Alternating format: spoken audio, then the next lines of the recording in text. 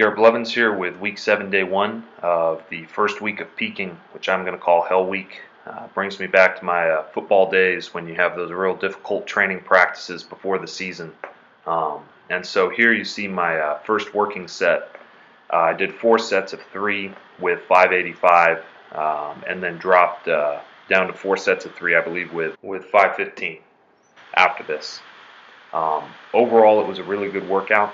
I thought the actual workout was going to be more difficult than it was. It was pretty easy for me to get depth and also to get the sets and reps that I needed to without as much rest in between as I thought. I was thinking more like 5 to 7 minutes of rest in between, but on most of these sets it was more like 3 to 5 minutes. The point of this week is to increase fatigue as much as possible. This is an overreaching week, and then hopefully as I recover, dropping the volume next week, I'll still be able to increase my preparedness, drop fatigue, but keep my fitness high as far as how fit I am for my specific sport, which is powerlifting.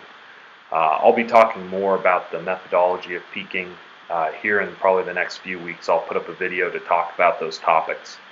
But in general, this week is about beating yourself down, getting really tired, upping your training volume, especially with high intensities, and having that as high as possible. So this was again good depth on this day. I had been worried a little bit about that. I stretched out a little bit more before this workout. Wanted to make sure that I could get to legal depth.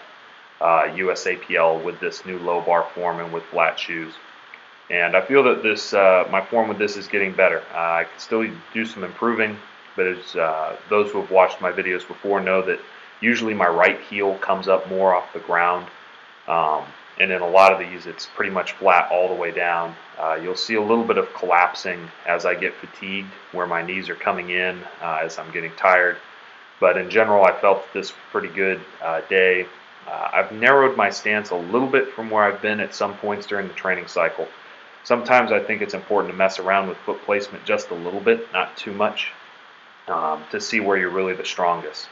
After my working sets with squats, I still did some 1-inch off the chest paused benching, but as you can see, I'm lifting my head up on some of these reps. I'm kind of cheating as much as possible to make this easy, and the goal for the day was to work up to just a heavy set of 3. Ended up doing a heavy set of 4 and setting a PR with the next set at 425. This tells me my bench is increasing to be able to do multiple reps now with well over 400 pounds. I definitely am coming into some PR territory as far as bench is concerned, and so I'm getting pretty excited about that. It's now a couple of days after this workout when I'm getting this video put out, and I'm still sore, so I think I accomplished the mission. As I'm thinking about this kind of trial of the peaking cycle, where you're really putting yourself to the test, I was reminded of Jesus as he was put to the test before his earthly ministry.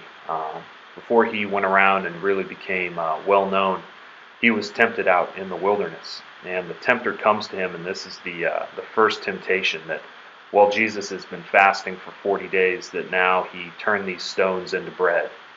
And Jesus' response is that he doesn't live by bread alone.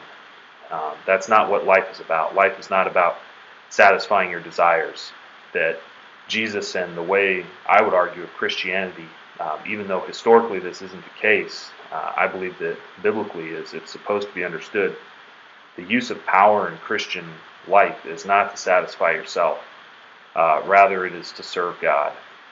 And so it is by every word that comes out of the mouth of God that one is nourished and built up, not by those things that they can create for themselves, turning stones into bread. Hope wherever you're at, you're doing well. Blessings.